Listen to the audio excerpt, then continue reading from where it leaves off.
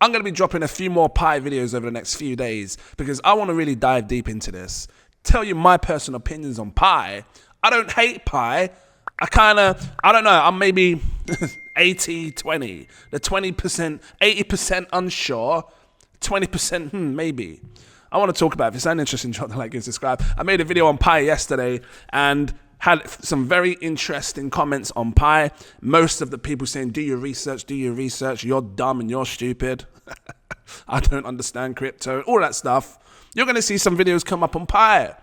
I have maybe 8 questions because I've been, over the last 24 hours, diving deep into the Pi network. Look, for those that are new, for years, people have been able to mine Pi on your phone. You tap your phone, you have to refer some people so you can get more people so you can earn more Pi, right? And the more people you get, the more Pi you earn. And every 24 hours, you have to tap it so on the app so you can keep, earning some rewards through mining.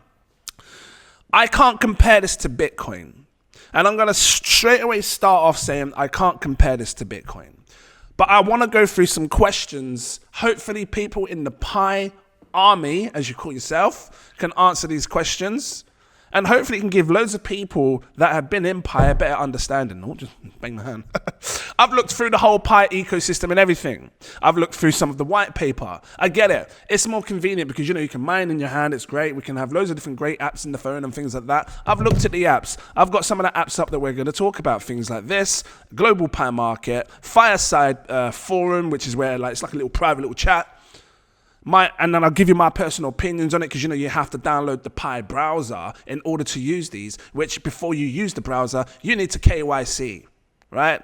Which many people seem to be failing in 2024, 2025. So I want to just go through that. This was 2024, and I'm pretty sure this person here had a decent size, a decent enough camera on their phone to be able to take a decent picture without it blurring, right? Look, I only get blurry images when I take pictures. Now, I've had situations like that, but I'm going to talk about it anyway. Before I go there, trust me, stick around. Look, I'm not saying Pi is a scam, and I'm not saying it isn't a scam. But everybody's entitled to their own opinion, and I think there's going to be many people that are unsure or sure about this project, and I'm going to give my version on it. And if you want to hear my version, stick around. If you don't, just disappear, right? So I can't compare this to Bitcoin because when Bitcoin launched as a cryptocurrency, it had its mainnet live on the same day that it came active, and then people were able to go and get their computers, get their laptops or whatever it was, and mine Bitcoin right away. And as years have gone on, more validators have come on board, and then the hash rate has gone higher, making it harder for people to be able to mine because of the slash rate, the every 4-year cycle getting slashed, right, and the cut in half and everything else. And yeah, it's not the same as this because this was apparently launched in 2019, meaning the app, you was able to go onto the app and, earn some Pi, mine in, tap a button, earn your Pi. They only recently launched the mainnet now 6 years later, or even if it was 2021 or 2022, 3 years, whatever you want. But from what I've read so far, 2019 till now, right? So it's very different. Because you didn't allow people to, Pi Network, you didn't allow people to just go on to the start mining and straight away earn some rewards and then sell your tokens through a mainnet on the actual blockchain. Whereas Bitcoin, you was able to do that. Let me go through these questions, right? And I want to try to be quick on this. I don't want to be long. So, I say questions. More like problems that users have been facing. And one of the biggest problems people have been facing is the KYC. You see, in order to be able to remove your earned tokens, earned Pi coins, or whatever you want to call them, from the phone, from the app, to an exchange, you have to go through a series of KYC to be able to, withdraw your tokens. Because if you don't complete the KYC, you can't withdraw it. And furthermore, if other people that you've, linked to your referrals don't withdraw, do the KYC and stuff and withdraw it to the mainnet, you can lose your tokens as well. Shout out to this person here, Crypto Rich. I saw your video. I've been using it as a reference here. I've even gone on the app myself to look into how, what it's like withdrawing and stuff.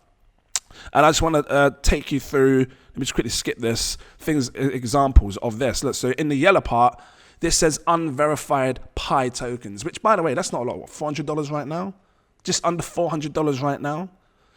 Well, yeah. So I don't know how people believe they're going to make life-changing money on this. And if you think it can go to $100, fine. That's got to go to about a $66 billion market cap. If people think it can go to $1,000, it's got to go to a $6 trillion market cap. I don't think it's possible, but we will see as time goes on. The whole process of getting people to withdraw just seems like a flipping headache to me. Because with Bitcoin, when it started out, you get your computer, you turn it on, you create a validator, you become a validator, you start mining, and straight away, as soon as you receive that Bitcoin to your wallet address, you can go and sell it straight away. No drama, no trouble, no delay, no having to do no KYC, no having to do this and that. You know, it just happens straight away. So I guess the first big problem that people are facing is this KYC. Fouls when people are trying to withdraw. And another thing is, when people join the app, you have to make sure that you have your correct name, your full name, right? Because if you don't and you want to use a pseudonym or something, you have to then be forced to lock up, I think it's 20% of your tokens so you can then change your name. Come on, man. Even in 2019, every app has an edit button where you can just edit. Oh, I've put my name, I need to quickly change my name. Even dating apps nowadays, not the ones that you got to pay for. Even them don't charge you or force you to lock up token. Just edit, just change my name. Yeah, okay, 24 hours until it changes. Okay, cool, but that's fine. You're going to change it. Cool. Even flip it, you shouldn't have to force people to lock up tokens to change their name. That just doesn't seem right. So why are they doing that? If someone in the team or army can tell me why they forced you to lock up or to lock up tokens to change your name, that would be great. And if you're going to say, oh, because there's too many people that forgot their name and people need to validate it, nah, man, don't give me that. Don't give me that nonsense. Because, again, they can make it free. You should be able to just, with any other app on your whatever you're using, you should be able to just tap an edit button, change your name, done. You don't need validators for people to change their name. So that was the first thing. And it says here delays up to 1 year. People are being delayed up to 1 year through getting KYC'd. And they use this thing called a liveliness check, recognizing people's faces. Please understand this, guys. And I really want to dive into this. We live in a world where KYC is so easy now. I've been in a situation where I've tried to KYC something and it comes back decline.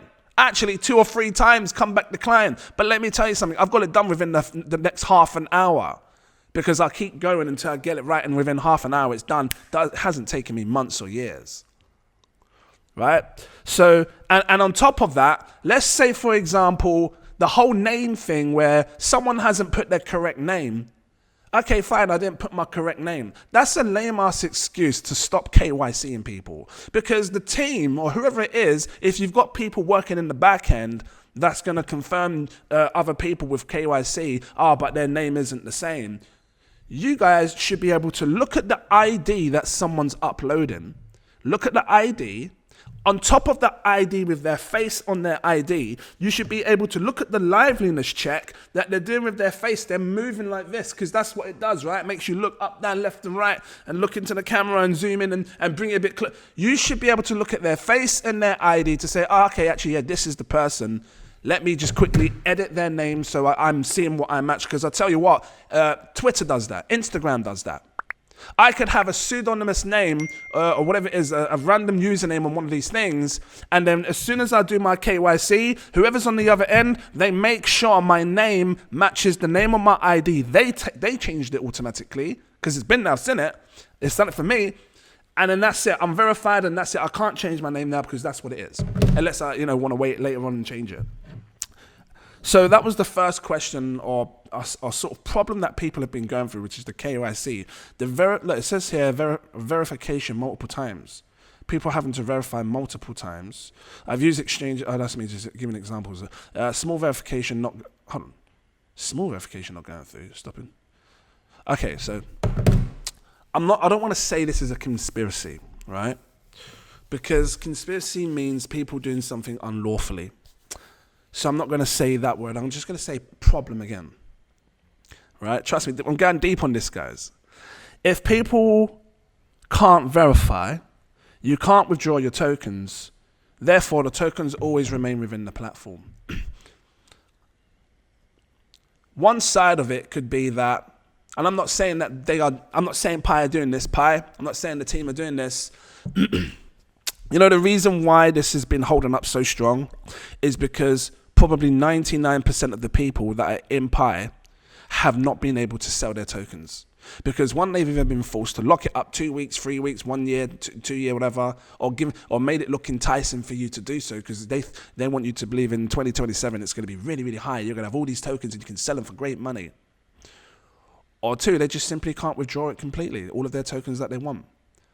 Because people go through situations like this where you go to withdraw it and then they tell you you're at risk of losing Pi because other people haven't KYC'd or referrals haven't done whatever they had to do, so that Pi could be missing, and then you're thinking, oh, all this Pi that I should have earned, because you know, and then you're not getting half of it or whatever it is.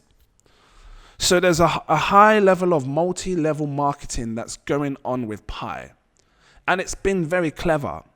So when I go back to the KYC thing now, I'm thinking in my head, this is my personal opinions, if I was someone that wanted to do something devious, I would make it so it's very hard for people to KYC. I'd make it so when they use a form of KYC app that we are providing, because we provide it on our platform, I would make it so it's not the best version of a KYC. Images can be blurry. I'd make it so people have to verify loads of times. I would make it so it's hard for people to verify, so that it delays them having to take money off or Pi tokens off the platform to be able to withdraw them and sell them. I'm not saying it's a conspiracy. I'm just giving you examples of what I think, right? Stopping people deliberately from changing their profile name. I've already talked about that. Yeah, forced to lock up 20%. That's mad. I've never known anything about that. You're supposed to be decentralized. Decentralized is supposed to be a thing where people can do things freely.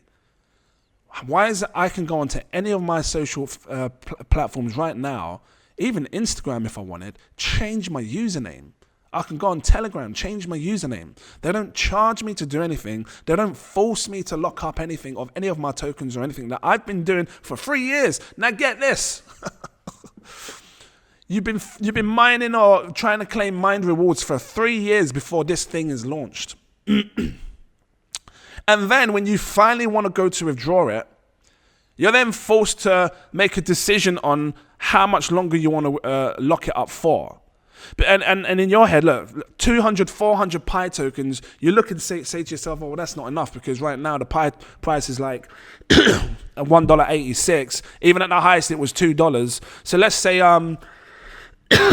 let's say you had 500 tokens, $930. It's not life-changing for you. So in your head, you think, well, I better wait and hold on, because maybe in the future, Pi is going to be amazing. They finally launched. They're going to be listed on Binance. I get it. Binance sounds appealing, but let me just give you a quick news flash. Binance will list anything as if it has enough users and enough liquidity. Why? Because Binance wants to take money from you, me, him, her. They don't care about anything else. They don't care about Pi. They didn't care about Pepe. They didn't care about Terra Luna. All they care about is making billions of dollars from transfers, from people buying and selling the token. That's all they care about. They're going to get them fees. You're buying it, selling fees. That's all they care about. So whilst many people think it's great, we got listed on Binance, it's great. Oh my God, see, I told you we're not a scam. No, Binance don't care about that. They care about taking your money from the fees, because they're a business, and this is what businesses do. They want a piece of the action. And this is why Pepe got listed so quick on Binance, because they wanted a piece of the pie. They wanted a piece of the action. Where was I? I need to go back. I'm losing myself now.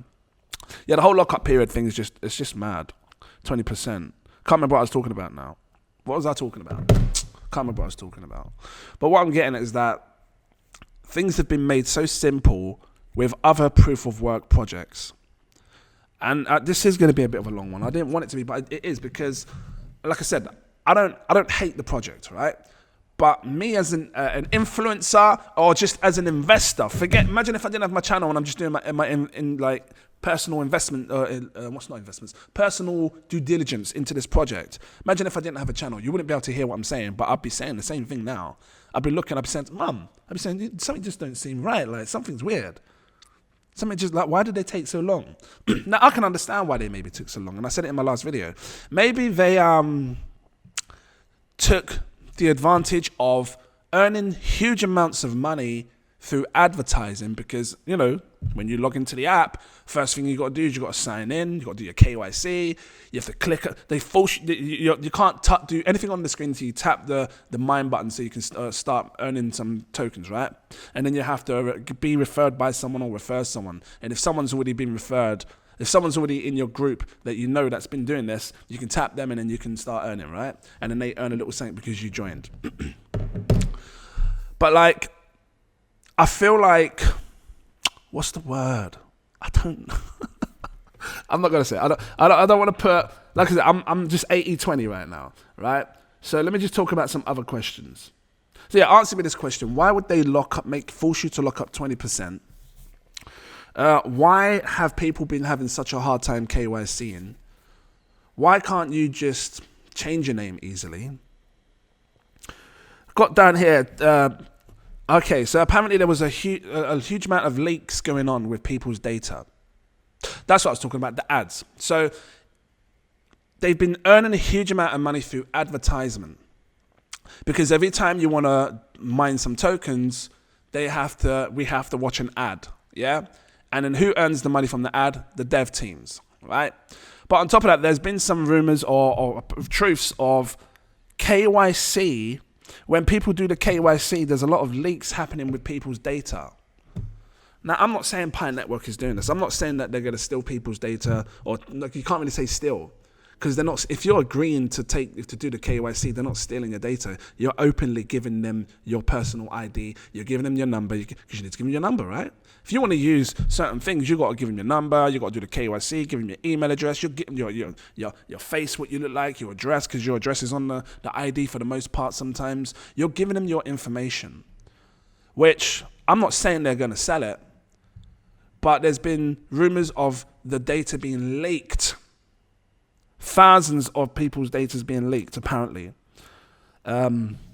I don't know if it was in Vietnam or China or something like that, but that's just something that I've been seeing online, right? I should have brought it up, really. And then, of course, the referral scheme to get people to join up. Now, I am not saying it's a pyramid. I've seen other people talk about saying it's a pyramid. But in order for you to join Pi, you must have a link. You must have a link to be able to join up with the Pi network, to be able to get in, which means someone has to send you some form of a referral code or of some sort for you to be able to use Pi. Because if you don't, you can't use it. Which makes me think, well, who was the very first person at the top that started off, that had a referral link, that gave it to other people so they can use, and then they gave it to other people so they can use? You know, these are the questions that come into my head. Who was the first person to ever have a link? You know, because you can't just get in, you need to have a code. So someone would have had a code first to be able to then give that code out to other people, and then they give this code to other people and this code to other people, right? MLM, multi-level marketing. Ways to bring in huge amounts of money to a project, maybe without it looking like a scam. You see, when you look at the platform, and again, I've looked through the white paper and stuff, apparently they got over 100 apps, dApps, that will be coming to the Pi blockchain. But a lot of the stuff, in order for you to use it, you have to use it in-app. You can't come onto here like my normal browser, search Fireside, and I can't just use it. No, I have to use their browser. I have to use their particular browser. But in order to use their particular browser, which is the Pi browser, I have to do some form of a KYC. I need to give you my personal information to use your browser, because Google doesn't. You see, when I use Firefox or just the Edge browser, I don't have to do no KYC to use this stuff. And I tell you what, I've got many apps right now, dApps that I can use, Uniswap being one of them, Aave, that I can use on Google Chrome and all these things which open straight away. I'm not asked for any KYC here. I can connect my MetaMask wallet if I log into it, and I can just start going on straight away. This is a dApp, right? And many more apps and dApps that exist in the DeFi space or in the crypto space that's Web3 without having to do a KYC. This person here says, I only get blurry images when taking pictures when trying to complete the KYC process. I've reported this issue with the camera several times, even though my camera is actually fine. Can I not just upload a clear photo of my identification document? Not well though. Hold on. Not well though, and I'm on my way losing everything I've mined over the years. So this person's upset of losing all their tokens over the years. Zero support from the app so far. Horrible experience. That's a shame. Actually, this person's going on about the actual app itself. This one's claiming they like it. Fixed solution, 1 star here. If I was unable to use Pi browser or wallet for months, okay, the different problems I was having were Pi browser stopped working, not loading, but this is old, this is 2021. They probably updated it since then. But I get it. If you want to have your own personal apps within your system, cool, I get it. It's not a problem. People, blockchains can do that. They do that, come over to our ecosystem and do that. That's not a problem. But I just don't like the whole forcing people to KYC if you're supposed to be decentralized to be able to use certain things. So when you come over here, right, and again, not saying it's a conspiracy.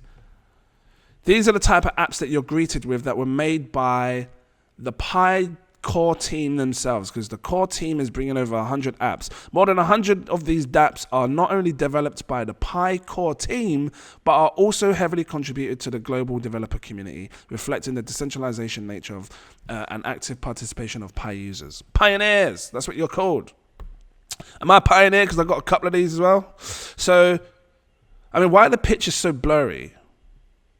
Anyway, you can come onto things like globalpimarket.com. You can't use it on here. You have to use the browser. But in order for you to use this, to use Pi Market, you need a Pi browser and you need to be authenticated on this particular thing. So it's not fully decentralized then, because someone has to authenticate you every time to use it. If you wanted to come into technology and buy yourself like a phone, you've got some devices and stuff here you can buy, which is cool. I looked to see, I saw an iPhone somewhere. Maybe it's moved. What's this? 2,499 Pi for Galaxy Ultra. What's that, about $5,000? This one here, Samsung Galaxy A16. Now, where was the one I saw? Little iPhone. I saw a nice little iPhone. New iPhone 16. Anyway, a neat iPhone 13 for sale, 128 gigabyte, 250. That's like $500, right? Because if 250 Pi, what's that right now? 250 Pi is $462. And this person's selling it right here, iPhone 13. Let me just go on Amazon. I don't know. I want to know how much an actual iPhone 13 goes for, Amazon.com. Because, Pi is supposed to be this revolutionary thing where it's going to change the world and it's going to be great because people can do things in a decentralized way. You can buy things in a centralized way. But why would you overprice yourself? iPhone 13. How much does an iPhone 13 cost? $289. Why would someone come onto this Pi market, pay, what did I say that was? Pay $462 for something. I know, okay, cool, you can do it in the form of Pi. Why pay almost double the price when you can just get it over here for $289? Trying to work this one out. So some things are going to be priced based on what people want to sell it for. I guess these are just people choosing the prices that they want to use. And then obviously you got this one here, the fire, and there's loads, right? I've seen a bunch of these apps, a few of them that you can look at. And then, this little forum where people can chat and talk. You've got this little up and down, what is that? Fire if you like it. Oh, you got to log into the Pi to do what's this? People can tip you as well, because it says 1,460 there. I'm guessing people have been tipping them some Pi. Now look, again, I'm not saying it's a conspiracy. But something that I would consider is, in order to do things like this, in order to buy these, sorry, I'm on the wrong thing. In order to buy things like this, because let's be real, if you're mining Pi right now, what have you got, 700, 1,500? You haven't got 50,000 coins, have you? Because people were telling me that I was being ridiculous. So let's say you got maybe 1,500 Pi. That would just about get you this laptop. And what else can you get with this? Maybe this little microwave and this. Because if you've got something like 450 pi like this guy here who's been mining for a long time, or 700 pi that's been mining for a long time, like 452, then you can't really just come over here and start using apps like this to buy and do things. You're going to have to actually physically go and buy the pi token over here. And then what happens? Can you send the pi token to the app, and then you send it to the app so you can start using it? Or is the only way for you to use apps inside the pi network is to actually mine it and use the mine tokens? Can you? Let me just have a quick look. I'm sure I had this bloody app where you can let's have a look. I've got pi and search pi. I'm sure there was is there a way where you can deposit? Let me come over here. Look, here we go. Pi. I mean, wallet. Where's my wallet? So I haven't used this in ages. I'm just looking. I can't see. Someone tell me if there's a way where you can deposit pi into this mainnet checklist. I don't know. Well, you would think that there'd be a way in the future where you can come over to OK Exchange, take some pi, put it into this, right? And then you can actually come over here now because you've got enough pi to use over here and then do sort of nice things. Because, again, someone that wants to buy real estate or whatever it is, look, you're not going to be able to buy this stuff unless you have enough pi, right? This is, look, exclusive gated neighborhood in Panama. Someone's selling but a million pi, whatever it is. You're going to have that amount of pi, and you're not going to get that through mining. So that means people are going to have a way to take the pi from these exchanges to put it into the pi network. Now, that could be a problem in the future. Because what happens if, and I'm not saying it's a scam, but what happens if a whistleblower comes out, I'm just always think ahead, and it turns out that pi, it becomes worthless. I get it that people here that are buying right now today can buy and sell the pi, but the ones that are using it in app, if it's going to be a challenge for you to sell, you'd be left with all these tokens. And actually what would have happened was people were just basically getting items for free because, I would give someone 100 pi, I'd take this nice sofa, boom, it's at my house now. But the person that's left with that 100 pi tokens, if for any reason something went wrong in the future, they're now left with worthless tokens, and then they just lost their item for free. I'm not saying that's going to happen. I mean, things like that, you get scams and stuff happen on eBay, and I'm not sure Amazon, but I've seen it on eBay where people claim they didn't get the token the item, and they try to open up a case and stuff. There's always things like marketplaces. I get it, but these are the questions that I ask myself, right? It's been a mad one, I know. I can imagine the comments now. Yeah, I just want to know the few questions. Why have you been forced to do KYC? Someone can tell me why you've been forced to do KYC, because it's supposed to be a decentralized platform. Why do they need your ID and stuff to do this? Why hasn't it not been simple like MetaMask? MetaMask doesn't ask me for KYC. I can join up, I can get myself a wallet, I can use it, and I can send it.